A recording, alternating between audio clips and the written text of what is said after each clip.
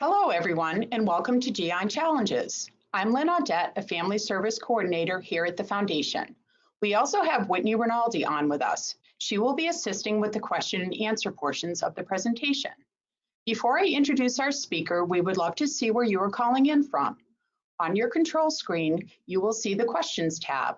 Please type in the state you are joining us from and the age of person with CDLS in your life. While you are sending in your answers, I'm pleased to introduce today's presenter. Dr. Carol Potter is a pediatric gastroenterologist at Nationwide Children's in Ohio. She is also a longtime member of the Foundation's Clinical Advisory Board. Before I hand the mic over to Dr. Potter, I have a few housekeeping items to cover. First, today's recorded webinar will be available after the live session and will be accessible on the CDLS Foundation website. Look for webinars under the resource footer. During today's presentation, if you have a question for Dr. Potter, please send them through the Questions tab. We will be answering questions at a few different points during the webinar. Now, I would like to welcome our presenter, Dr. Potter. Hi, I'm Carol Potter, and I got asked to talk about some of the more challenging aspects of GI disease in cornelia de Lange. So I chose these 4 topics. The first is malrotation, then bowel obstruction, constipation, and pancreatitis. We'll stop after each session to ask questions if you have them. So malrotation is an abnormal attachment of the intestine to the back of the abdominal wall that allows the intestine to twist around itself, and it also twists around an artery, and that cuts off the blood supply to the intestine. This is present in about 5% of kids with cornelia de Lange. That doesn't mean that all those patients are going to go on to have the twisting around the artery, however. This is a picture that depicts malrotation. When the gut is forming in utero, it actually forms in the umbilical cord and then comes back to the abdomen. It then has to make a 360-degree turn. So it has to go all around like this and come over and attach down here. That allows the attachments of the intestine to go crosswise like this and keeps the small bowel from twisting on itself. You can have various degrees of partial rotation. This is a picture of just one where it went about 2/3 of the way around. And what you're left with then is these bands that should have been holding the intestine in place are now going across the first part of the small bowel. And this is part of where the twisting happens. So this is another picture of it. This is a malrotated gut. Here's the stomach, the small bowel comes down, and this is the colon, which should be down here. And because this is free to twist, it can twist around the bowel and cut off the intestine. This is just another version of it, but when it's not twisted. The twisting can come and go, but the basic anatomy is what you're born with. So once you either have it or you don't have it. So you can have what we call a chronic volvulus, and volvulus just means twisting. And this is enough twisting of the bowel to partially occlude it. It usually causes vomiting, but the intestine still has a good blood supply. This will often wax and wane. You may have days that are worse than others. And if you find this in a kid who's vomiting, it should be fixed immediately because you never know when it's going to twist farther. There's also something called acute volvulus, which is much more dangerous. This happens when you get a tight twist, and that completely obstructs the bowel, and those kids usually have relentless vomiting, and they also have a lot of pain. It's like putting a tourniquet very tightly on your arm and never taking it off. So they seem really distressed. It is a medical emergency. They usually look really ill, and if it's not repaired fast enough, they may lose their entire small intestine. Now, this is really difficult in kids who aren't verbal and can't tell us what they're experiencing. We did have one normal child who only vomited once and had 2 hours of pain, and then went immediately to the OR and still lost his small intestine. So it doesn't take very long. This is an X-ray of someone that they were looking for it. So this is swelling barium. This is the esophagus coming down to the stomach. You can see the spine is over on this side. So this child is twisted partway around. Food comes into the stomach, fills part of the small intestine, and then you see it kind of comes to a beak and gets really narrow. And then you see a little bit more intestine, and then it comes to a beak and doesn't go anywhere. This is because these are the areas where the twisting is occurring, and this kiddo has a volvulus and should go to the OR. So we diagnosed malrotation with barium studies, and what we want to do is show the malposition of the first part of the small intestine. You don't have to go all the way around. If the first part of the small intestine is in the right place, then it is properly attached. It is harder than you think to do this. Adult radiologists, it's often not on their radar screen, so it's more easily recognized by pediatric radiologists, but there are some normal variants that can mimic malrotation, and there's often can be a debate, is this really malrotation or is this just a redundant duodenum? I also wanted to point out that most vomiting in creneal is not going to be malrotation. And again, point out, if you have malrotation, you have it. If you don't have it, you're never going to get it.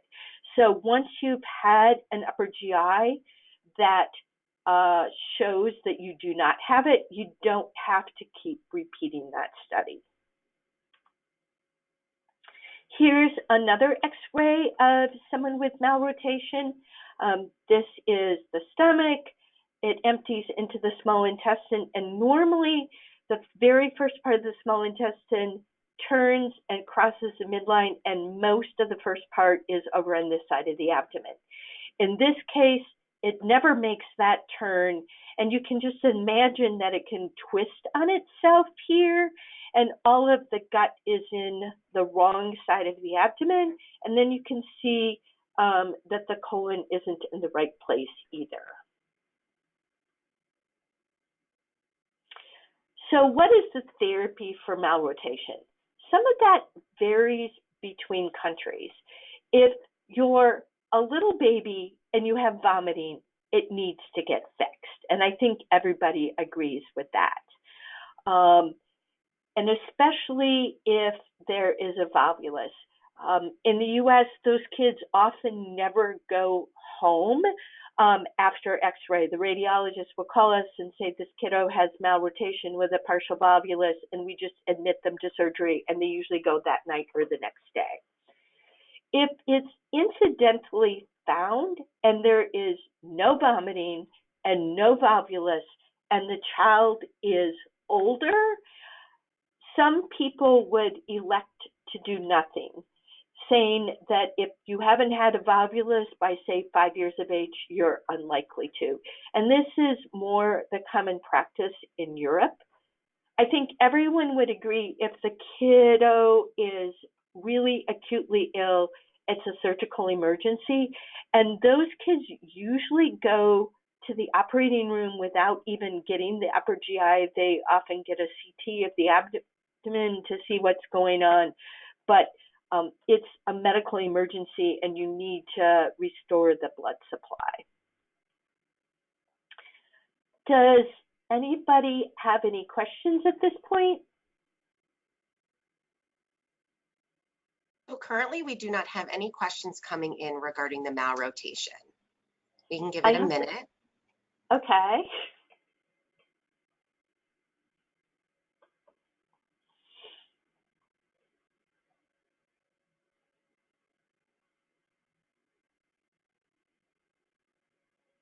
Okay, Dr. Potter, I don't see any questions coming in for this point, so let's move on to the next section.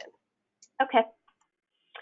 So the next thing I wanted to talk about is bowel obstruction, and this is something that I get asked about a lot on the Ask the Expert page, and the terminology is a little bit vague, and what medical providers think of as bowel obstruction and what parents think of bowel obstruction are kind of two different things, and so I tried to include them all.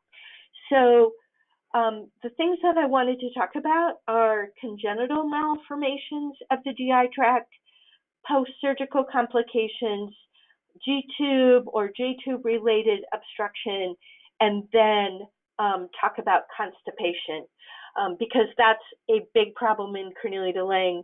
Most medical providers wouldn't consider constipation under bowel obstruction, but if it's bad enough, it does obstruct the bowel, and that's why I'm covering it there.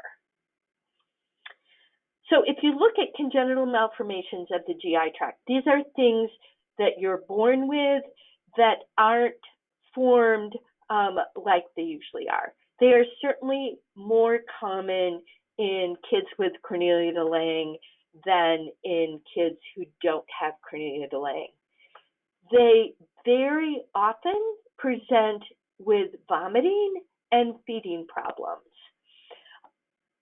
Usually we need radiology studies to help us out with this because there are so many things it could be.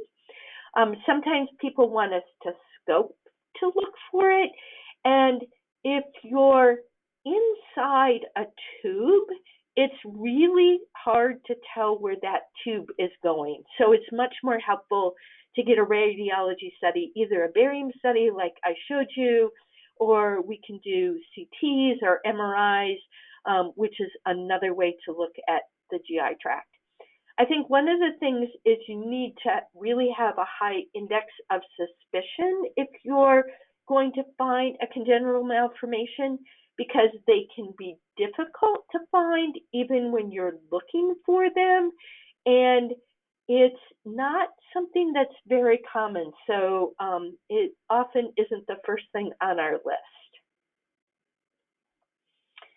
So one of the things that is more common in Cornelia-de-Lange, but is actually also very common in normal babies, is something called Pyloric Stenosis. So this is the stomach, and the muscle at the bottom of the stomach going into the small intestine is called the pylorus, and it squeezes down in a circle like this. And in some babies, and we don't know why, and it's usually in the first 6 weeks of life, that muscle gets very thick and very powerful, and things just can't leave the stomach. And those babies have relentless vomiting, and they vomit so much that they often have very deranged electrolytes and are really sick.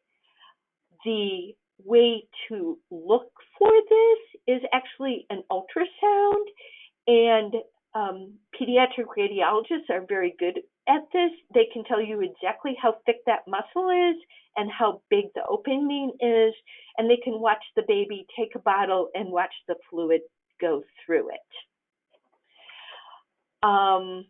It needs to be treated with surgery. They take the kiddo to the operating room with a very small incision and actually just kind of slit the muscle and open it up. The babies still have a little bit of vomiting for a few days, but they usually do much, much better.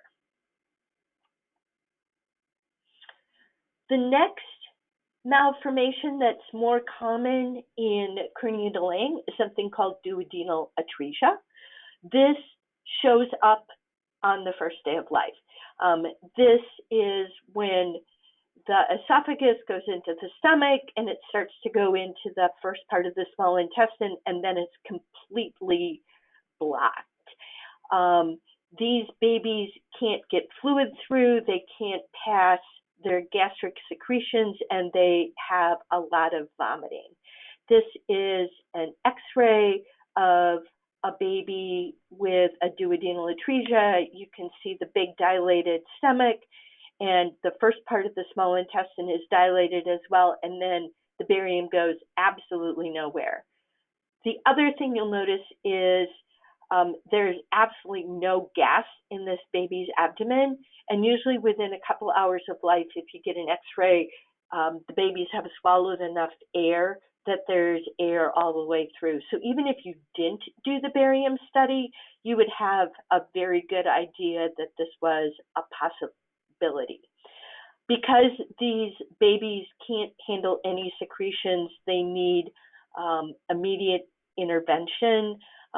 That usually needs to be done by a pediatric surgeon in a children's hospital, and they usually need to be transported. Because the first part of the small intestine goes through the pancreas, these abnormalities are sometimes associated with pancreas abnormalities as well. The next defect I wanted to talk about is something called diaphragmatic hernia. The diaphragm is a muscle which separates the abdomen from the lungs. And when it moves up and down, your lungs fill with air and then you breathe out. On the left side, there's sometimes a hole in the diaphragm, which allows the contents of the abdomen to go up into the chest. This is an X-ray of a baby with a large diaphragmatic hernia, and you can see all this kind of bubbly stuff is intestines that are up in the lung. The heart is right here. It should be in the middle, but the intestines are pushing it over. And because those intestines have been there for a long time, the lung can't develop, and so these babies often have a lot of respiratory distress. You can even have the liver and the stomach up in the chest, and if it's a really small hernia, the baby may not have enough respiratory distress to even notice it at first, and we don't get chest x-rays on every baby that's born. So sometimes those babies can go for quite a while before someone figures out that they have a small diaphragmatic hernia. This again is something that needs to be fixed in a specialized pediatric center because they're going to need a lot of respiratory support as well as surgical support. The next congenital malformation I'm going to talk about isn't a baby thing, it's a bigger kid's thing, and it's something called cecal volvulus. The cecum is the first part of the colon, and when kiddos have malrotation, their cecum isn't attached well either, and that can twist on itself. This is a CT scan of someone with a cecal volvulus, and it's hugely distended because stool got in and it can't go out. And when it twists, it cuts off the blood supply, which is why you see this gangrene, very distended colon, and that will have to be resected. Just like the volvulus for an upper volvulus, these kiddos often have a distended abdomen, they're really sick they're in a lot of pain, and you need to think of the diagnosis and act quickly so that you can make the diagnosis. The next thing I wanted to talk about is post-surgical complications. A lot of the kiddos with Cornelia de Lange have had surgery in their abdomen, and so they can certainly have complications from that. I'm going to talk about adhesions and hernias.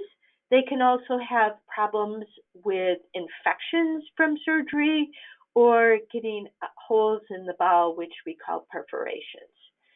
So adhesions are scar from surgery.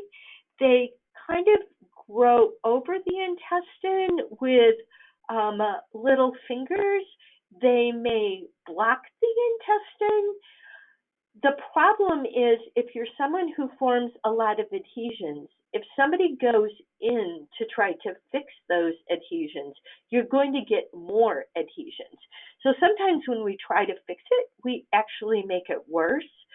So the first approach is to see if we can just wait it out and cool things down. And the kiddos may have to have an NG tube, which is a tube in their nose to their stomach to kind of decompress the fluid and the air while things settle down. This is a picture of actual adhesions. This is a colon. These are these little adhesions that grow everywhere going up to the abdominal wall. And when you try to open the abdomen, they can be just everywhere and you can't move anything around, and it can be really difficult. This is a schematic picture of adhesions, and here you can see the adhesions kind of growing over the bowel and pinching it off, and this may turn into a loop of bowel that things can get into but can't get out of, and that could certainly be painful or cause blockage. This is a hernia that happens after surgery. So this shows the layers of the abdominal wall. This is the skin. This is the fat layer. And then this is a layer called fascia. This is a fibrous tissue. If you think about on a chicken leg, you sometimes have these very thin sheets of fibrous tissue. That's what this is like. And you have to open that to get into the abdomen. And sometimes after it's been sewed back together, a little part of it can break down and the bowel or something else can sneak out that hole. There may be some adhesions holding it there, and you can sometimes even feel these on the abdomen if you palpate. If you're lucky, you can push it back in the hole. Sometimes they're stuck there. We use ultrasound to find them, but they can be incredibly hard to find because they have to be out at the time that you're looking for them. And they aren't always. They may only go out if you bear down or you move a certain way. If it's a very big hole, it's not usually a real big problem because things can slide in and out. If it's a really tight hole, things can get stuck there and again cut off the blood supply, and that can be dangerous. I then wanted to talk about tube problems because a lot of the kiddos with Cornelia de Lange have tubes, either G tubes or J tubes. So for those of you familiar with it, this picture is probably familiar. They're often either long attachments on the outside of the body or sometimes really short, flat ones, but almost all tubes then have some kind of a balloon or mushroom inside the stomach to hold the tube in place. And that's supposed to be up against the abdominal wall to keep things from leaking out and to keep the tube from falling out. So this is what it's supposed to look like. Sometimes they slide down and migrate, and they can actually go into the small intestine or get stuck at the bottom of the stomach. And then food and fluid can't get out, so you can have vomiting problems.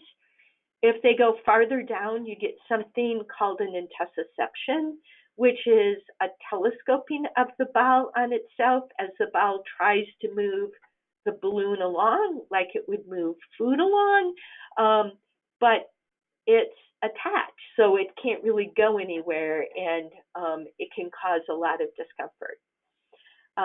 Tubes can also get pulled up into the abdominal wall if you put too much water in them or fasten them down too tight, and can cause pressure and ulceration on the site.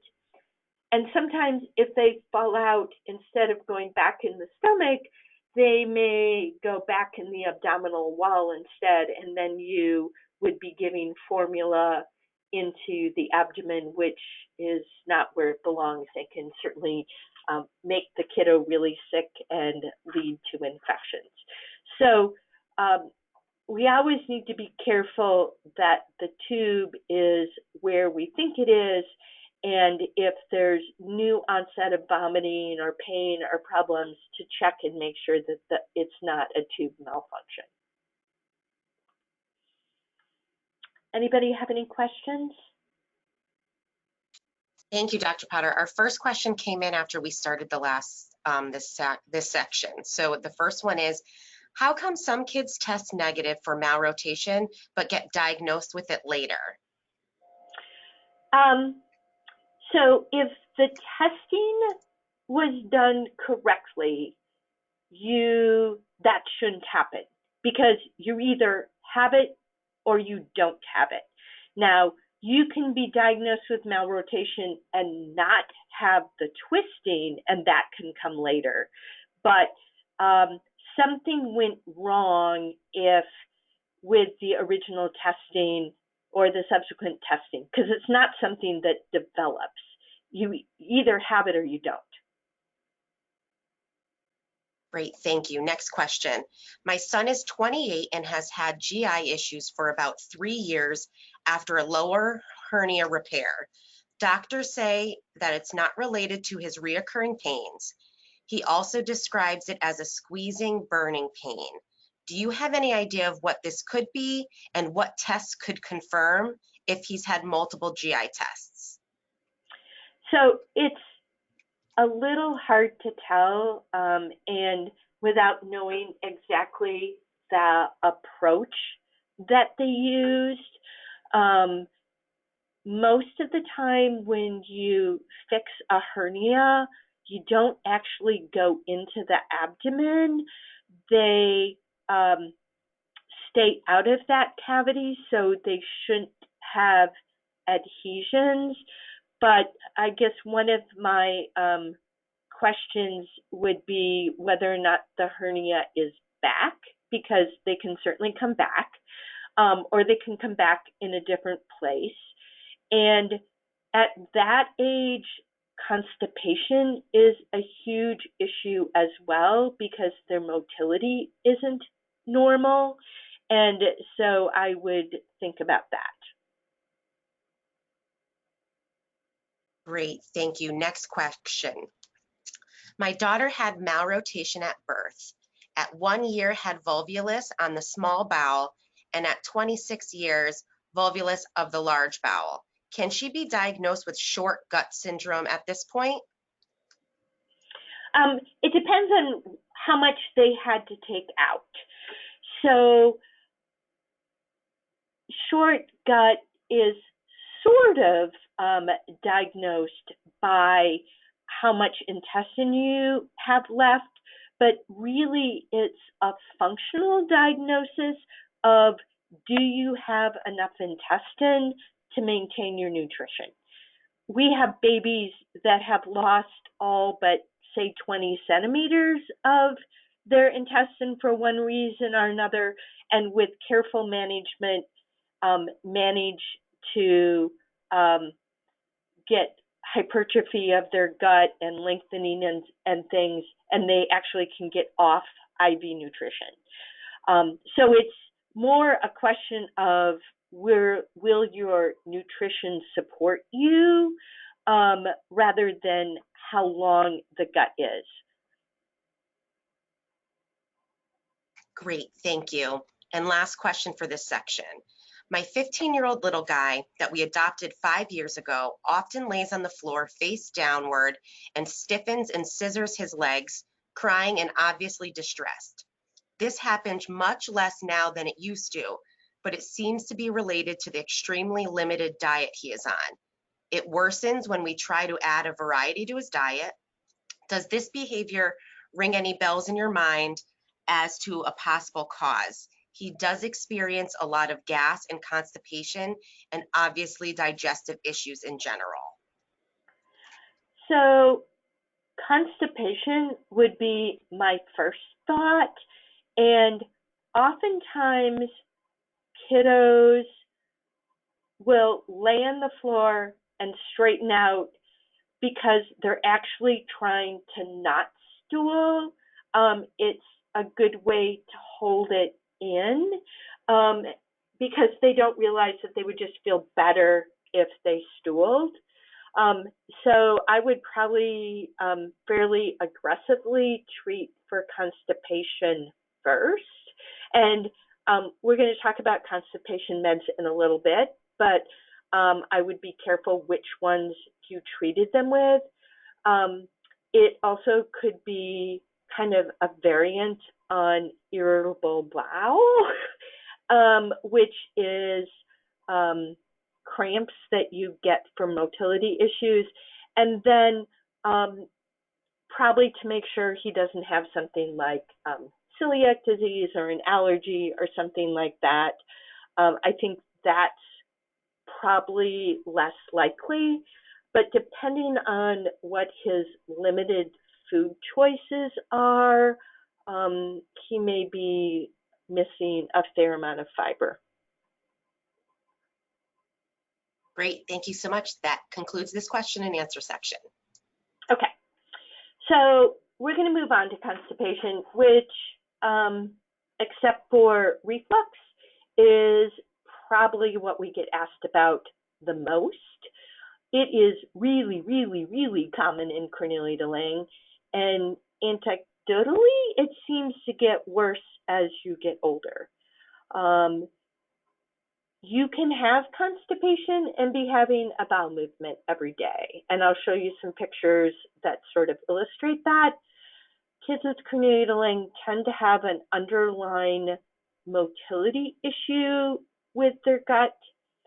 The other thing that I can't emphasize enough is if you have a high fecal burden, i.e. lots of stool in your colon, it stretches out the colon and then it doesn't work very well. You start to lose muscle tone, and the muscle fibers actually need to overlap each other to grab on and squeeze, and it just doesn't work when it's stretched out. It's like your belly after you've had a baby. It takes a lot of work to get skinny again.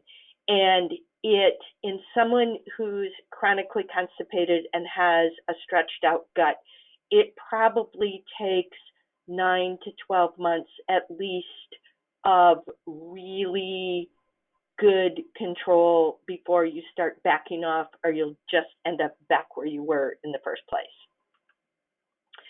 So lots of kids have belly aches, and it's really frustrating for everybody. This is a picture of what I was talking about, how you can be stooling every day, but still be constipated. So this is what your colon is supposed to look like. Stool is supposed to come down, it stimulates a reflex, you realize you have to go, and you expel the stool. If you hold it in long enough, you can overcome that reflex. And the colon gets more and more and more stretched out. And you may be stooling every day because you'll get liquid stool coming up from above and going through all the cracks, but you're really not getting rid of this fecal ball. And the kids know that they don't want to go because it's going to hurt to pass a football. And this colon just is not going to work very well. And after a while, you start feeling like you have to go as well. The kids will tell you that they can't tell that they have to go. So one of the things that can happen with constipation is if you get chronic constipation that really stretches the lower part of the colon, it can become so heavy and so filled with stool that slowly they get more and more belly pain, and then all of a sudden they're really, really sick. And what's happened is that the colon has actually kind of fallen over and twisted on itself. This has nothing to do with malrotation. It's common in severe constipation. It's also common in nursing homes where people tend to get really constipated, and it can be difficult to diagnose because it's sort of been going on for a while and then suddenly gets worse. You usually need a CT to tell if that's what's going on, and then sometimes we can straighten it out with a scope, but it can also come back as soon as you fix it. So it's pretty problematic. Here are some pictures of it. So this is the lower part of your colon where it tends to get really filled with stool, and we can often feel this in a kid's abdomen, and then it gets so heavy it just flaps over, like in this picture.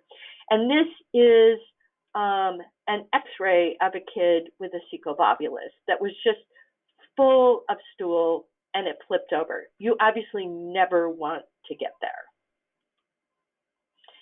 So we have a handy dandy Bristol stool chart, which talks about how stools are.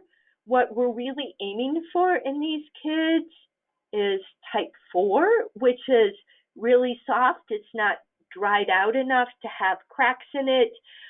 If it starts to fall apart because it's a little bit loose, that's good.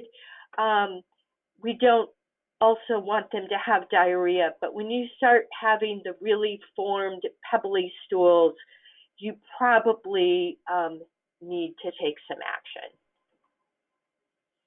This is an x-ray of someone who's stooling every day. The bubbly stuff is stool.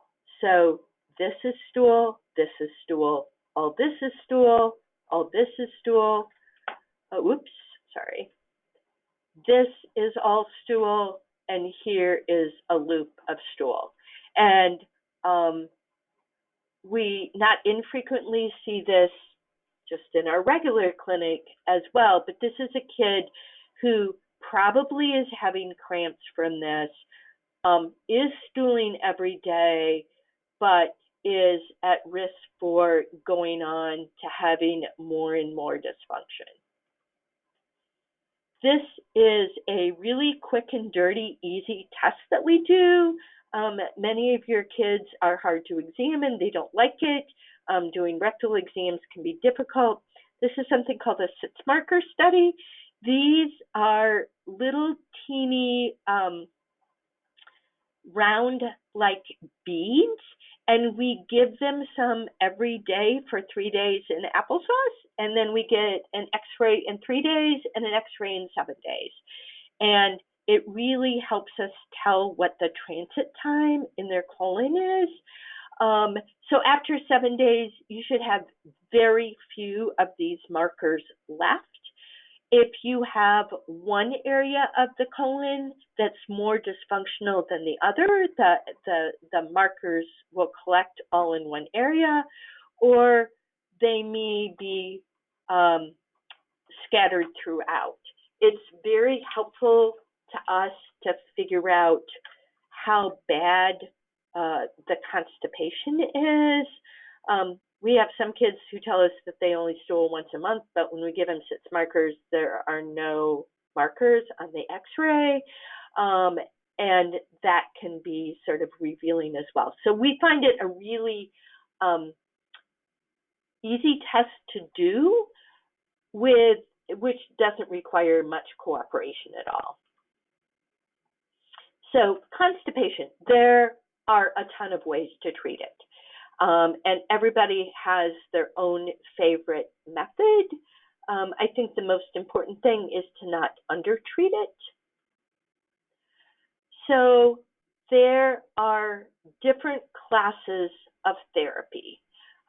So there are the therapies that pull water into the stool. Your colon is really good at extracting water, and these therapies keep the water from being reabsorbed. And they include Miralax, milk of magnesia, and fiber. Miralax is easy to give. Most people will take it. If you have bad constipation, milk of mag may require bigger doses than the kiddo would take. And it can be challenging to get kids to take a lot of fiber unless they really like high fiber breakfast cereals.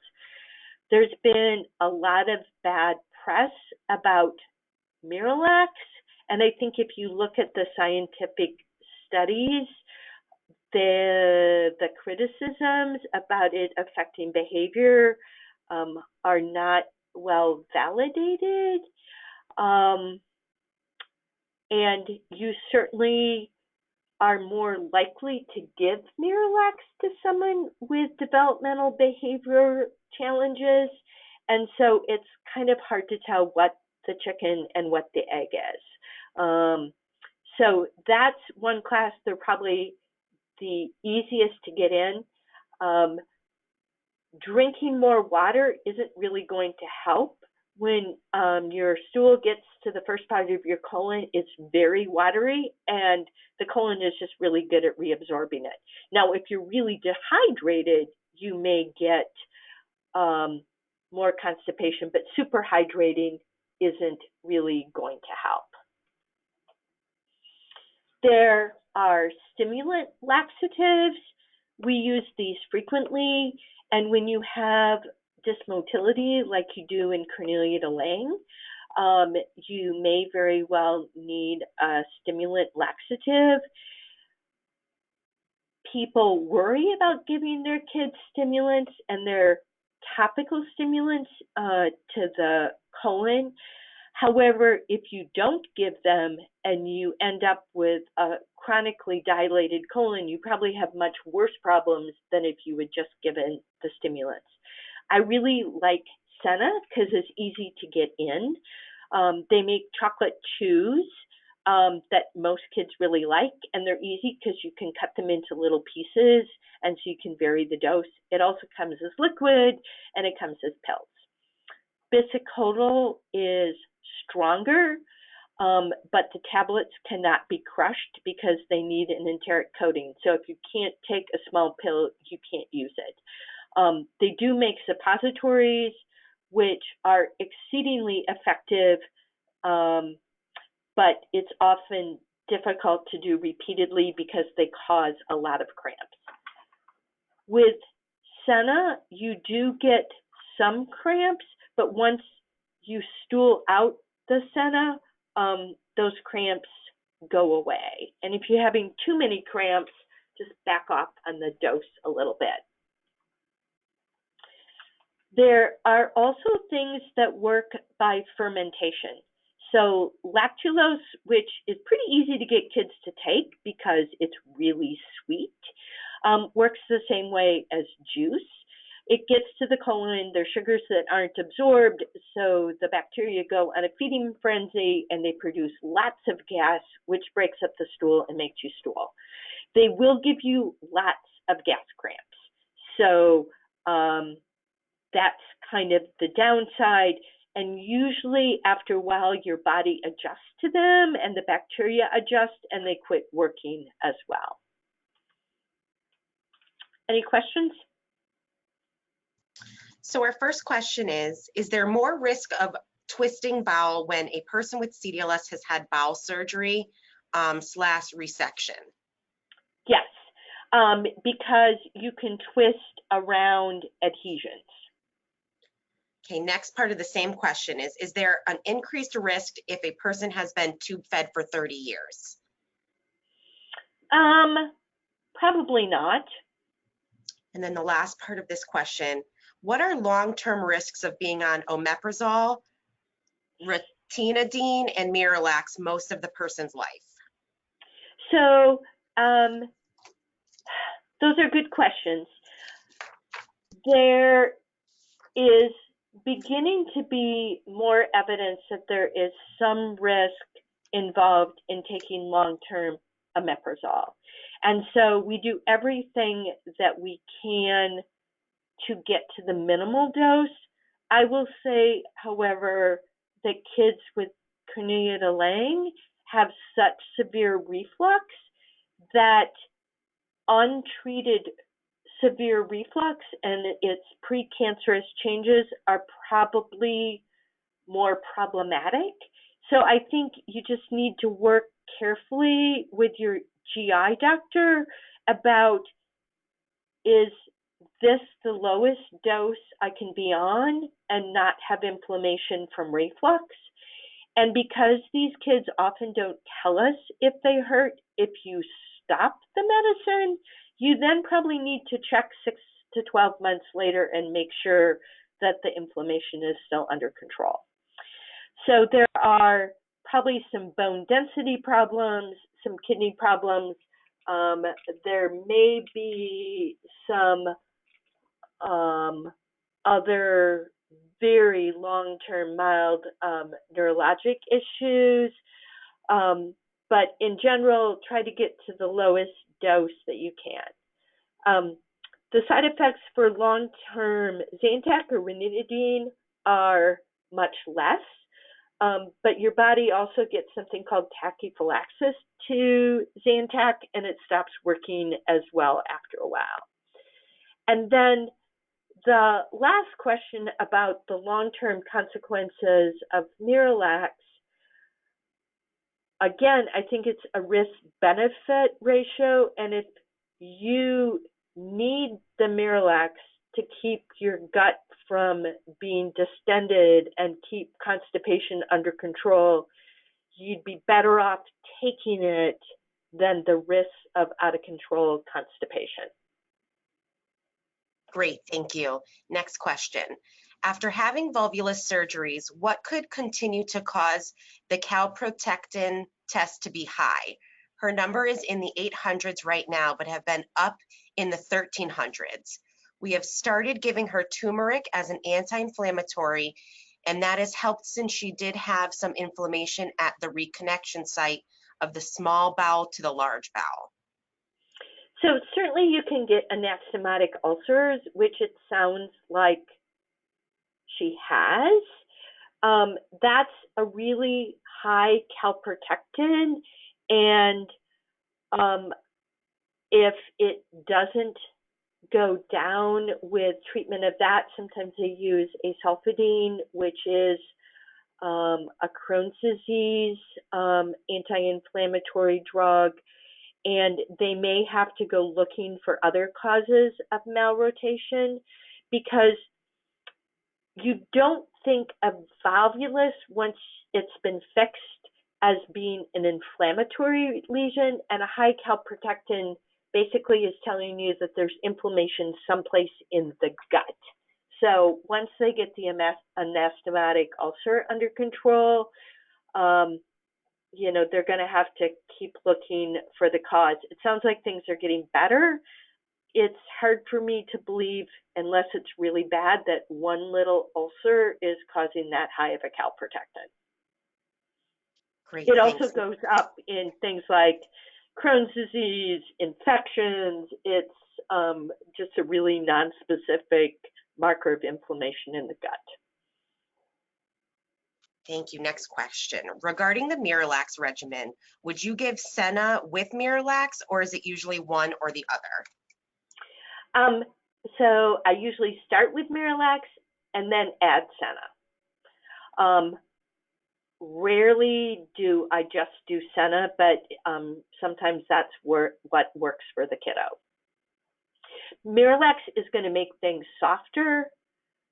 Senna is going to stimulate you to go. So depending on how the kids' stools are and what they need, I would choose that way. Great. Next question. You had mentioned earlier to be careful how you treat constipation. Is there a treatment you would suggest staying away from? Do any of the options cause dependence on that substance? So I think you get into more trouble if you don't treat. My favorites are Miralax to make it softer, and then Senna, which after a year or so, I tried to wean off because it's so easy to vary the dose. I personally don't use much lactulose because of the gas cramps, but it's kind of what works, and I think each GI doc has their own little favorites. Okay, next question. With low motility, do you recommend getting an x-ray every couple months once a daily regimen is started? I think it depends on how the kiddo's doing. I don't get a lot of x-rays. I would probably be more likely in a kid with hernia Lang because I maybe couldn't ask them as many questions, and sometimes I'm not going to get a great exam. But if the kiddo is doing wonderfully and I have no question that I'm happy with how they're doing, I usually don't get a lot of x-rays. And a second part to that question, and just to confirm with low motility, there's no complete fix, just treatment. And should all our kids with CDLS that have any constipation have testing done to see if they have low motility? So they probably all do have low motility, and we actually have a huge motility center here and don't do a lot of testing. We treat symptomatically. If there's a question, we sometimes do SITS markers, but it's usually pretty much a clinical exam and history and plan. I think it's just to be aware that it's an issue, and I find people really reluctant to treat constipation when I think they should. And I'm just trying to assure you that not treating it is worse than treating it. Great, thank you. So we're going to move on. There are a few more questions, but I'll hold off until the end so we can continue with the presentation. Okay, there are only, I think, 2 more slides. So they asked me to cover pancreatitis, which the coordinators tell me they get a lot of questions of, but I couldn't really find any literature to say it's more common in Congenital Lang. It's inflammation of your pancreas. It can be caused by infections. It can be caused by blunt trauma to the abdomen. It can also be caused by a lot of medications, and there are some congenital malformations that cause it. Usually you're really sick with pain and vomiting, and you need ultrasound and lab work to deal with it. The treatment is vigorous hydration, because when you have inflammation in the pancreas, you tend to not have great blood flow to it, and so we really want to make sure that you're well hydrated, and pain control and nutrition, and then just watching for complications. Some of the meds that tend to cause it are seizure meds and steroids, and trauma to the abdomen. In kids, we think of something like a bicycle handle injury where you fell off your bicycle and got hit with a handle. But if it's a kiddo who does self-injurious behavior and hits their belly on things, either on something else or with their hands, that could cause it as well. So that's really all I had. Great. Okay, so we have one question for the pancreas section, and then I'll go back to the ones from the constipation. So our first question is, my daughter is 27 years of age. She has had a posterior diaphragmatic hernia repaired when she was 6 months of age.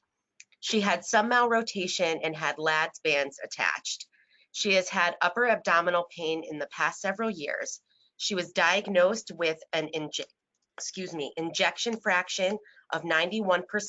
Could this be causing her pain? Overactive gallbladder. No stones have been found. There's a gallbladder history in the family. Mother just recently had gallbladder removed due to pancreatitis and gallbladder problems. So usually we think of pain from gallbladders as from being not emptied, not over emptying. And if you look at the studies of people that have their gallbladders taken out, either because they don't empty or we think you have pain from it, if you look at them a few years out, they have exactly the same amount of pain that match controls did that didn't have their gallbladder taken out. Now, it's a little more complicated since she's had all this other stuff go on, but I would be reticent to go in the abdomen again and take her gallbladder out if there are no stones, which is probably what caused the pancreatitis, and it's functioning well. And I would look for other ways to either figure out what's going on with the belly pain or symptomatically treat it. And that's a whole nother sort of topic. But we have lots of things that we can try for chronic abdominal pain. But you worry with that history of diaphragmatic hernia that there may be some adhesions and things. Now, like I said before, fixing it may make it worse. But I would be really careful about going back in the belly. Great, thanks. Next question. What is the regimen of Miralax? The number of times of day, the number of times per day, doses, and is it different with age? So it's different with everybody. It's whatever it takes. I think the most important thing is to make sure you give it with enough fluid, because it will pull water into the intestine if it's not diluted properly, and that will cause a lot of pain. So 1 cap, which is 17 grams, should be given with 8 ounces of fluid. And it can be whatever fluid they'll drink. But if you're getting diarrhea, you're either impacted and it's going around a plug, or you're on too much Miralax. And if the stools are really hard, you're not on enough. So there is no magic dose. It's whatever it takes. Great, thanks. Next question. Could you briefly review extensive constipation and why it causes stomach distension and how to potentially correct this?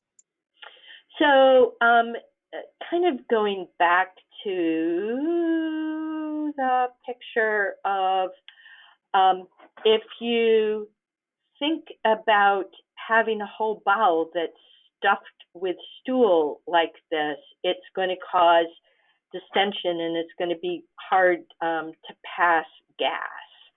And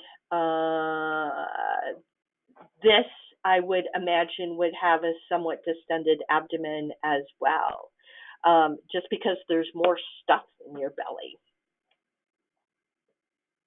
But I think it's also important to figure out, is it gas? Is it stool? What is it? Because it may just be that they're swallowing a lot of air, or they're drinking a lot of juice that's giving them a lot of gas or something. So if they really have a distended abdomen, it's important to know what is distending it, and then to kind of tease out why that's happening. And this is going to be our last question for the webinar. How does motility impact constipation? We were frequently told our 3-year-old has slow motility. However, during a recent upper GI, it was found she was on the faster end of the spectrum for motility. She struggles greatly with any gas or bowel movement, and no one can quite seem to figure out why. Any suggestions on what might be impacting this? She also had a tethered spinal cord that has been repaired twice, with constipation seeming to be a lot of her symptoms. So, first of all, upper GI is not a good way to tell how fast your motility in your intestine is, because barium zips through. So it's really not a great way to tell. So motility is basically how the gut is moving things along. And the small intestine and the colon motility are different. So the small intestine gets a lot of contractions when you eat. And then it has something called the migrating motor complex, which the small intestine is really long, and it's like one of those long balloons that the clowns make animals out of, and you put a little air in the top, and then it just goes zoop all the way down, where the muscle contraction starts at the very beginning and goes all the way to the end of the small intestine. And they happen every, I think it's 90 minutes at rest. There are kids who have abnormal nerves, which is usually the problem in cranial where those may be abnormal. In the colon, it's a little bit different. You get contractions whenever you eat, and then you have them stimulated when it's distended. And again, it starts at the beginning of the colon, and if you look at a pressure tracing, you can just watch it go all the way around the colon. And the SITS marker is probably the best way to check colon motility without getting really invasive. Otherwise, you have to have a colonoscopy and have a catheter put in, and then they do a bunch of testing once you wake up, which would be difficult. It's difficult in normal cooperative kids, and if you couldn't explain what's going on, it would be really hard. And usually we just approach it with trying different things and figuring out how to improve the motility. Tethered cord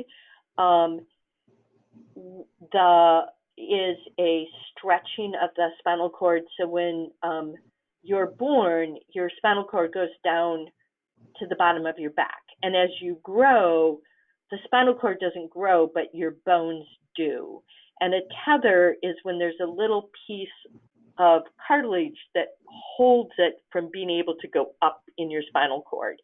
And that puts a lot of pressure on the nerves that go to your colon and bladder, and those kids often have constipation issues and usually need stimulants to go.